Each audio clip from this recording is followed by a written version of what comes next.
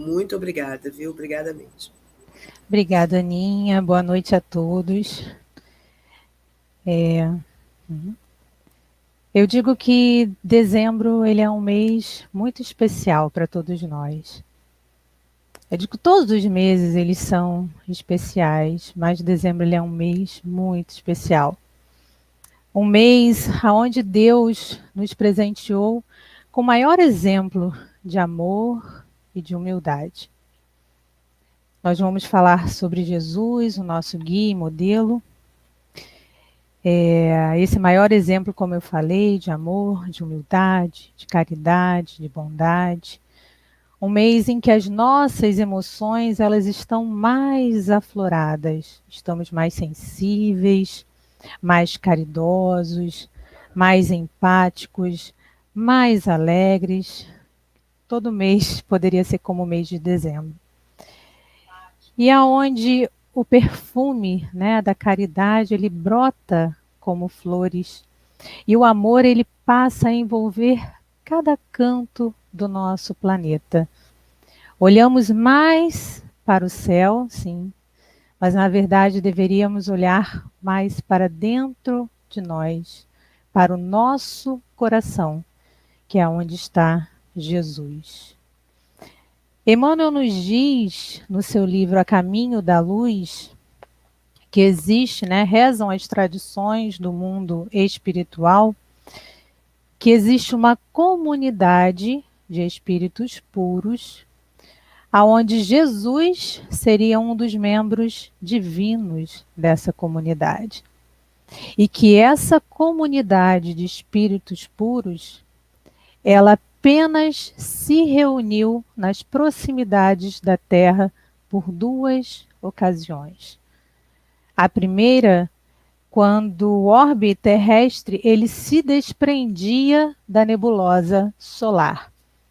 E a segunda, quando se decidia a vinda do nosso Senhor à face da terra, trazendo para cada um de nós o seu evangelho, a mensagem do seu evangelho de redenção e de amor.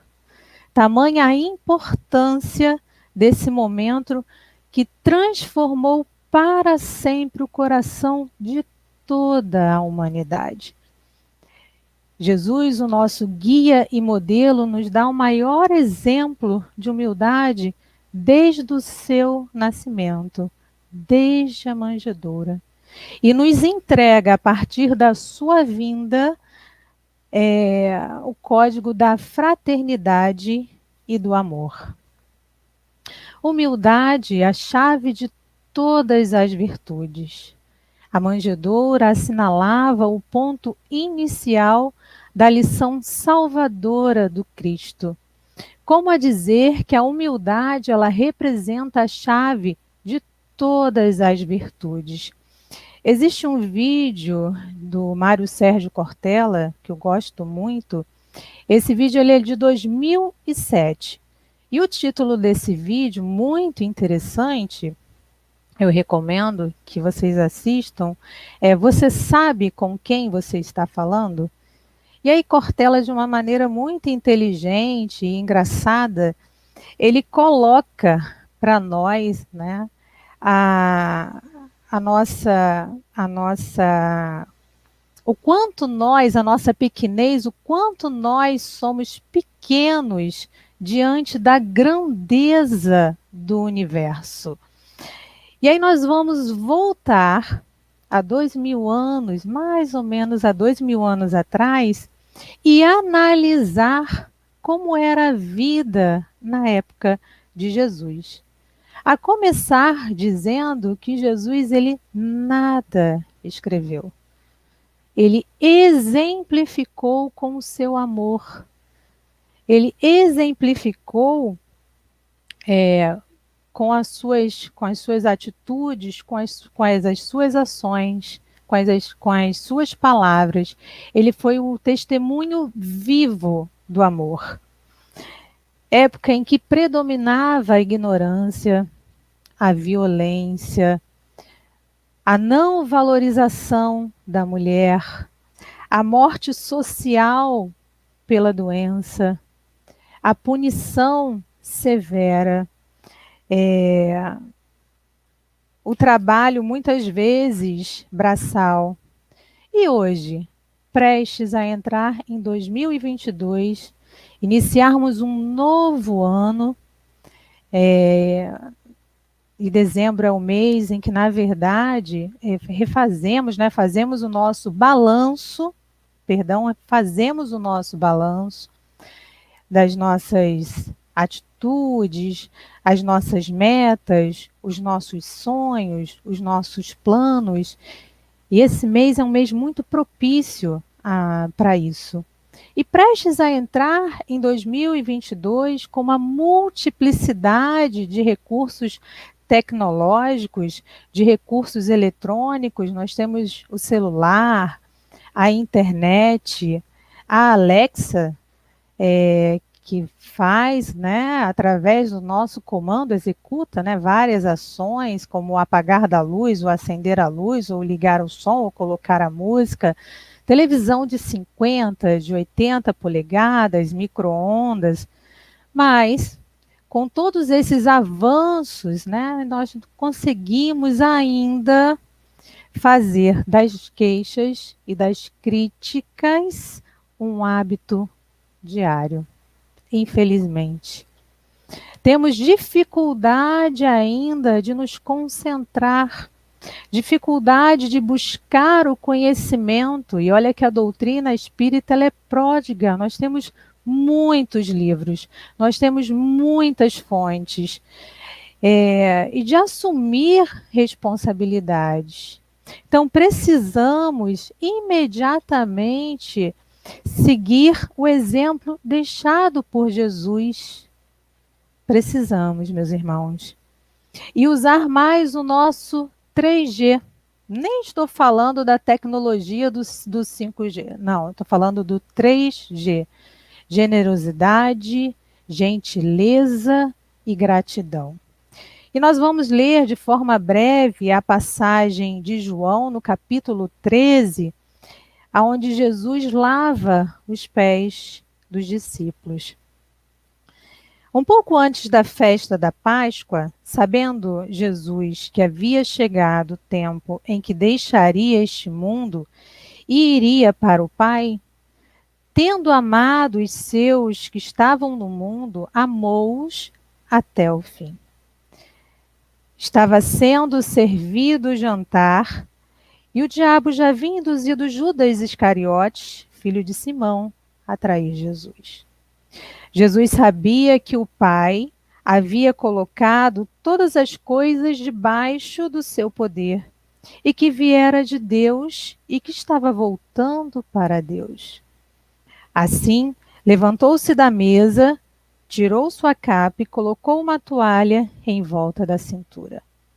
Depois disso, derramou água numa bacia e começou a lavar os pés dos seus discípulos, enxugando-os com a toalha que estava em sua cintura.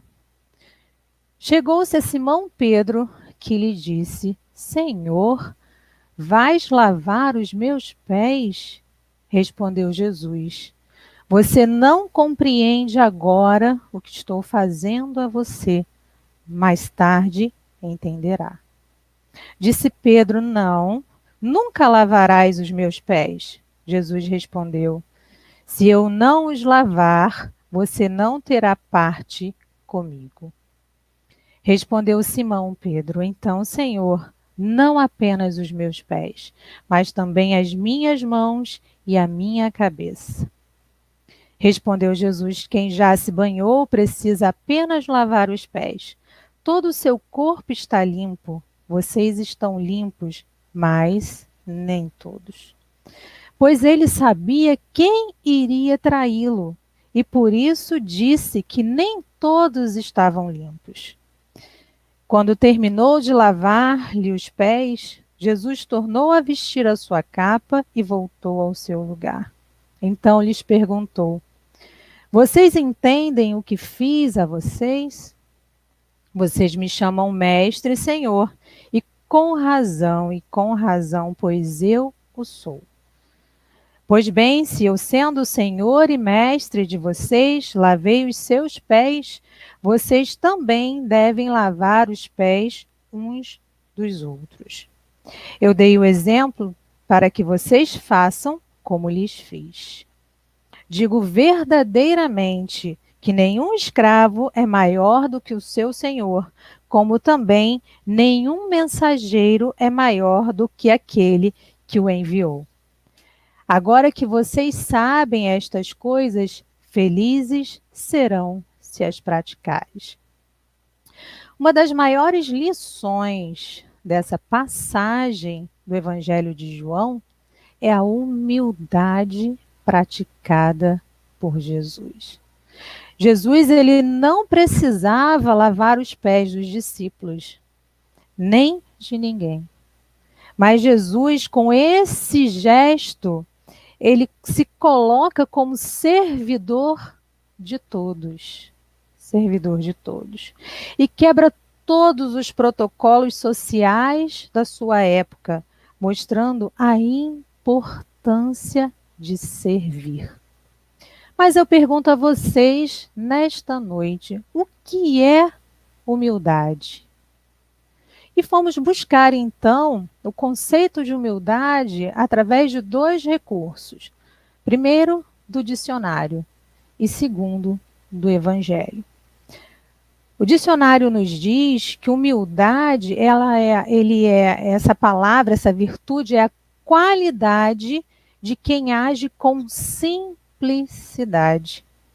Características das pessoas que sabem assumir as suas responsabilidades sem arrogância, sem prepotência ou soberba. Já o Evangelho nos diz que humildade é o sentimento que nivela todos os homens, ou seja, todos somos irmãos. E Jesus, o Filho de Deus, governador do nosso planeta, lavou os pés dos seus discípulos como demonstração de humildade. E nós? O que estamos fazendo para exercitar as nossas virtudes? O que estamos fazendo para exercitar essa virtude que é tão importante na nossa vida, que é a humildade? Então, fomos até o Livro dos Espíritos, na questão 625, aonde Kardec pergunta: qual o tipo mais perfeito que Deus tem oferecido ao homem para lhe servir de guia e modelo? Jesus. Jesus, que é sinônimo de amor, de humildade. Segundo a Joana, no seu livro Jesus e o Evangelho à Luz da Psicologia Profunda, Moisés, ele foi um instrumento da lei severa, necessária para a educação de um povo nômade e pastor. Ah, Jesus! Jesus, ele é o amor humanizado. A sua revolução pelo amor suplantou, como diz ela, tudo quanto antes fora apresentado pelo pensamento histórico e pela ética. E ela continua dizendo que Jesus foi quem o atingiu na mais pura exteriorização, fazendo de todas as horas, de todas as palavras, de todos os pensamentos e ações, atos de amor. Jesus, ele era um profundo conhecedor da psique humana. E como tal, utilizava-se de uma linguagem simples, ele poderia se utilizar de qualquer linguagem. Mas Jesus, ele escolhe uma linguagem simples. Os exemplos como a natureza, como as coisas do nosso dia a dia, para se comunicar conosco, com cada um de nós. E faz o uso constante das parábolas. Porém, a Joana nos diz que as parábolas, elas são consideradas uma das artes mais difíceis na área do discurso. E Jesus, ele fazia de todos os lugares a sua sala de aula. De todos os lugares. A casa de Pedro, o mar de Tiberíades, as margens do lago, o monte. Cada encontro com Jesus, cada lugar seria uma convocação, um chamado à reflexão e à oração. E aí nós vamos falar justamente da importância da oração para todos nós. Nós vamos começar dizendo assim, lá em Mateus, capítulo 6, versículos de 9 a 13. Portanto, é assim que é a vez de rezar. Pai nosso, que estais nos céus. E eu peço a cada um que está conectado nesse momento, aonde estamos ligados pelo nosso coração, a fechar os olhos nesse momento e pensar em cada um, pensar na nossa família, no nosso amigo, no nosso vizinho, em cada um que está internado no hospital. Vamos pensar nos asilos, nos orfanatos. Então vamos fechar os olhos nesse momento, nessa oração que é tão sagrada para cada um de nós. Portanto, é assim que é a vez de rezar. Pai nosso, que estais nos céus, santificado seja o teu nome. Venha o teu reino. Seja feita a tua vontade, assim na terra como no céu. O pão nosso de cada dia dá-nos hoje. Perdoa-nos nossas ofensas, assim como nós perdoamos aos que nos ofenderam. E não nos deixes cair em tentação, mas livra-nos do mal. O que é a oração? A oração, que é uma peça fundamental na vida de qualquer cristão, é o nosso meio de comunicação com Deus, com Jesus, com o alto, com os nossos amigos espirituais. É o nosso meio de comunicação. E olha que nós não precisamos de internet, não precisamos do sinal do Wi-Fi, só apenas fazer o DDD, ou seja, a descagem direta para Deus. Mas Jesus ainda nos orienta nesse mesmo capítulo como devemos orar. E quando orardes, ele nos diz, não sejais como os hipócritas, que gostam de rezar em pé nas sinagogas e nas esquinas das praças para serem vistos pelos outros. Mas quando rezares, entra no teu quarto, fecha a porta e reza ao teu Pai que está no oculto. Devemos orar em silêncio, sem palavras rebuscadas, orações longas, demoradas. Basta usarmos da nossa sinceridade e do nosso fervor e acreditar na intervenção divina. Se ainda assim tivermos dificuldades, vamos fazer de coração a oração que o Senhor nos ensinou, que é a oração do Pai Nosso. Rodolfo Caligares, no seu livro Sermão da Montanha, nos diz assim: a oração dominical é, sem dúvida, o mais perfeito modelo de prece que poderia ser concebido. Concisa, simples e clara, ela resume, como diz Allan Kardec, todos os deveres do homem para com Deus, para consigo mesmo e para com o próximo.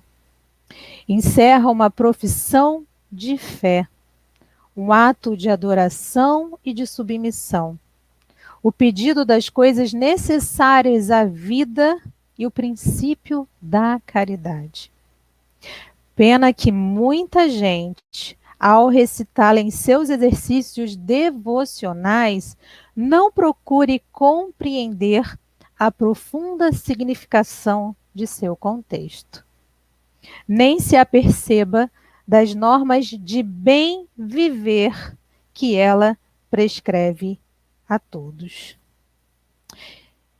E o Pai Nosso, ele é justamente essa técnica para bem viver. E aí nós vamos analisar de forma breve cada frase dessa oração tão santa. Pai Nosso que estais nos céus. Esse Pai, ele não é só meu, ele não é só seu. Ele começa dizendo que ele é o Pai de todos, ele é o Pai Nosso. Vamos pensar no coletivo, na nossa família, não apenas consanguínea, mas na nossa família universal. Nos nossos parentes, nos nossos vizinhos, nos nossos amigos, aqueles que estão aqui, aqueles que já partiram para o plano espiritual. Santificado seja o teu nome. Vamos honrar a Deus com uma vida santa. Tornando-se santo da noite para o dia? Não, meus irmãos. Isso é impossível. Mas através da nossa reforma moral, dos nossos hábitos diários, das nossas ações, do nosso comportamento, do nosso exemplo. No bom dia ao motorista, no bom dia àqueles que estão trabalhando no condomínio, né, na gentileza com as pessoas ao nosso redor, no nosso trabalho. Venha o teu reino. Esse reino, ele não vem com aparências exteriores, ele é o nosso coração. Seja feita a tua vontade. E como é difícil esse trecho para nós. Como é difícil. Porque na maioria das vezes, quando algo acontece, nós fazemos a pergunta de forma errada. Porque nos perguntamos, por que eu? Por que comigo? Quando na verdade deveríamos perguntar para quê? O que eu preciso aprender? O que queres que eu faça, Senhor? Assim na terra como no céu. Sabemos que o plantio nos é opcional, mas a colheita, ela é obrigatória. Então, que possamos escolher as sementes com sabedoria. O pão nosso de cada dia dá-nos hoje. Tem um pensamento do Dalai Lama que eu gosto muito, que ele diz assim: o que mais me surpreende é o homem. Os homens, eles perdem a saúde para juntar dinheiro. Depois perdem o dinheiro para recuperar a saúde. E por pensarem ansiosamente no futuro, esquecem do presente, de forma que acabam por não viver nem no presente, nem no futuro. Vivem como se nunca fossem morrer e morrem como se nunca tivessem vivido. Perdoa-nos nossas ofensas, assim como nós perdoamos aos que nos ofenderam. O perdão é a terapêutica, nos diz a Joana, eficaz para todos os tipos de enfermidade. Nós temos duas terapêuticas. Duas. Nós temos o amor como esse sentimento sublime, como a solução de todos os nossos problemas. E o perdão, sim, o perdão, como terapêutica eficaz para todos os tipos de enfermidade. Não nos deixeis cair em tentação, mas livra-nos do mal. E aqui nós temos dois verbos importantíssimos para nós, que é o vigiar e orar. Vigiai e orai. A vigilância e a oração, elas precisam ser constantes na nossa vida. A Joana, no seu livro Jesus e a Atualidade, ela nos diz que a atualidade necessita urgentemente de Jesus descrucificado, companheiro e terapeuta em atendimento de emergência, a fim de evitar-lhe a queda no abismo. Estamos nos aproximando do final do nosso bate-papo, da nossa conversa, nesse mês, que é um mês tão importante para nós.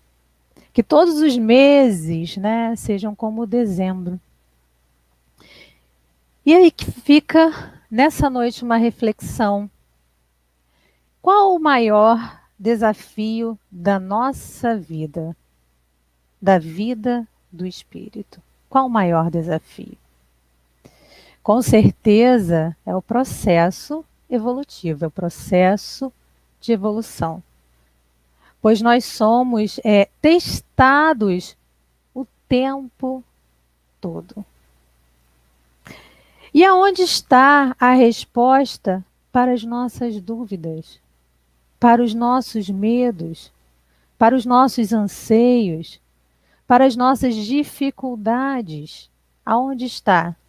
Na questão 625 do Livro dos Espíritos. Jesus. Sinônimo de amor, de humildade, de alegria. E dentre tantas as virtudes, né, não teríamos palavras suficientes para expressar as virtudes de Jesus. Tem uma que nós precisamos muito desenvolver para seguir o exemplo do nosso mestre, que é a coragem. Coragem, muitas vezes, para renunciar. Coragem, muitas vezes, para doar não aquilo que temos, mas aquilo que não temos. Coragem para praticar a caridade. Coragem para amar sem medida, sem preconceito, sem julgamento, sem condições. Coragem não apenas para conhecer o Evangelho, todas as questões do Livro dos Espíritos, todos os capítulos da Gênese, do Livro dos Médiuns, mas coragem principalmente para praticar. Tem um pensamento de São Francisco que eu gosto muito, que ele diz, pregue o Evangelho em todo o tempo, se necessário, use palavras. Eu tenho certeza que Jesus, ele está conosco, mas que nós possamos estar com ele também. Agradeço essa oportunidade, agradeço o carinho de todos, aproveito para desejar um dezembro de muita paz, de muito amor e um início de 2022 com muita saúde, com muita alegria, com muita coragem. Muito obrigada. Um Natal de muita paz a todos.